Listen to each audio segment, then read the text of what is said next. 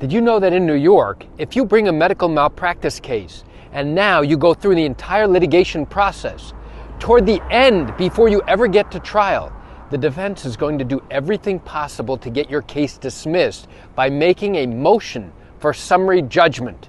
You want to learn what this is and why it's so time-consuming to respond to it?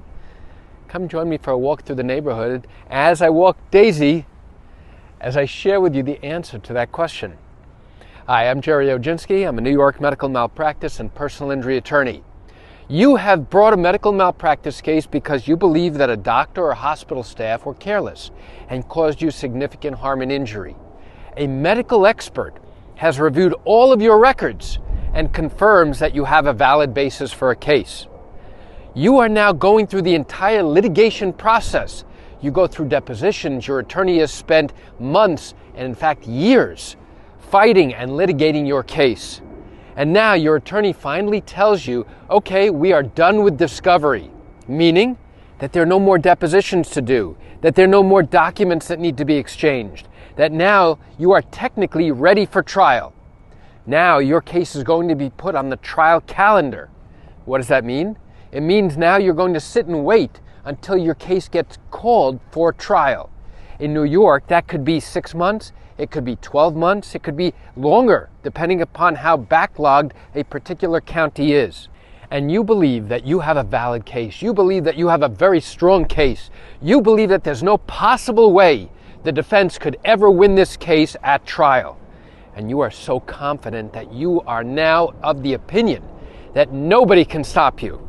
Until you get a call one day from your attorney who says, listen, I just want to let you know that the defense is asking the court to throw your case out before we ever get to trial. And you're saying, how is that possible? How could that possibly be? You have a valid medical expert. You've been fighting this case. You've been litigating this case for more than 2 years. How is it possible that the defense now has the opportunity and is trying to get your case thrown out before you ever get to trial? Let me share with you what happens when the defense goes ahead and makes this motion for summary judgment. First of all, what's a motion? A motion is nothing more than a request to the court to take action, to do something. Now, when an attorney does that, they have to do it formally and in writing. And what they are doing is they are saying, listen, Judge, before we ever get to trial, this case should never get to trial because we don't think the case has merit. And we are going to show you in exquisite detail with all of our experts that we have hired to explain why Oginski's client's case has no merit whatsoever.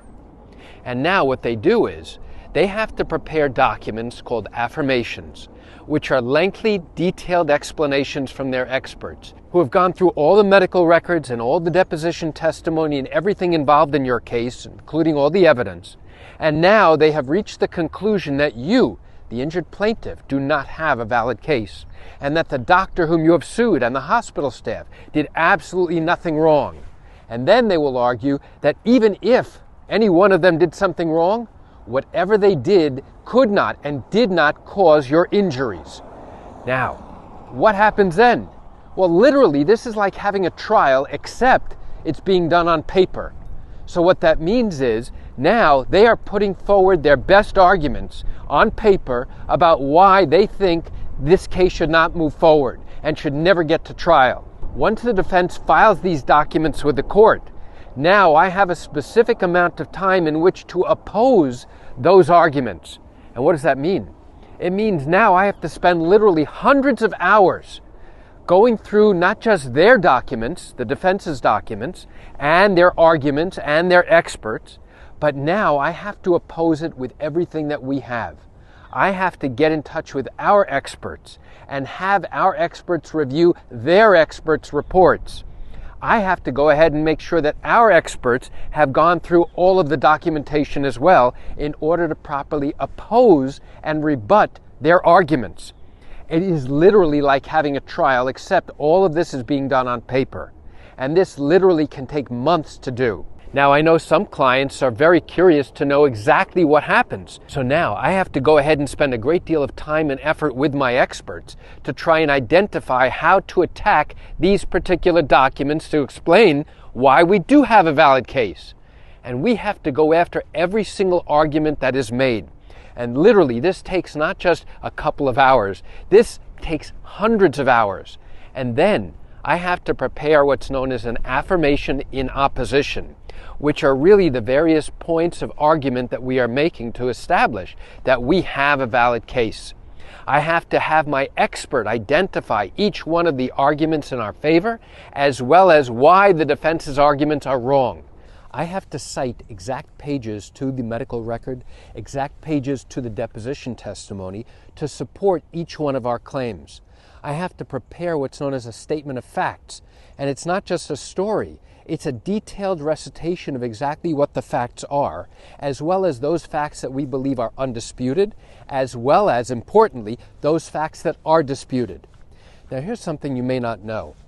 When the defense asks the court to try and throw out your case, the judge does not decide whether we have a valid case.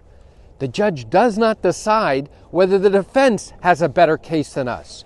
Instead, what the judge does is look to see, first of all, whether or not the defense has presented enough evidence to shift the burden of proof to us. Now, what does that mean? It means the defense has to establish with an expert that they are entitled to summary judgment, that they're entitled to get the case thrown out. And they do that with a qualified expert who explains in great detail why we don't have a valid case. If they are able to do that properly, now the court looks to us and says, okay, Oginski, what do you have for me? That's literally what they say. They look to the plaintiff to see, okay, show me that I'm wrong, or just show me what's up. Tell me, what is it that I need to know in this case? So now we have to oppose that. And if we properly oppose that, now you have two competing experts that are saying totally different things based upon the same set of facts. In that instance, the judge does not say who's right and who's wrong. Instead, what they do is they say, you know what? There are material and significant questions of fact. And that means that a jury will have to decide who's more likely right than wrong. The judge does not determine who's right and who's wrong. The judge decides issues of law, meaning that if the expert does not prepare a proper affirmation, if he gives only conclusory explanations by saying, hey, everything we did is right, everything we did is correct, all the allegations that Oginski has claimed is absolutely incorrect, and therefore, have a nice day. No, that's known as conclusory statements. If the expert does not support each of those allegations, each of those claims with evidence and reasons why, guess what? The court never even looks to our papers to see whether they are sufficient to rebut the original claim that the case should be thrown out. So there are a lot of legal issues for the court to look at, but if the court ultimately determines that now you have opposing experts reaching opposite conclusions based upon the same exact facts, they will turn around and say there are material questions of fact for a jury to decide, and it is the jury's function to decide who is more likely right than wrong. In that instance, the court will deny the defense's attempt to throw your case out, and now the case will proceed to trial. So why do I share this great information about summary judgment?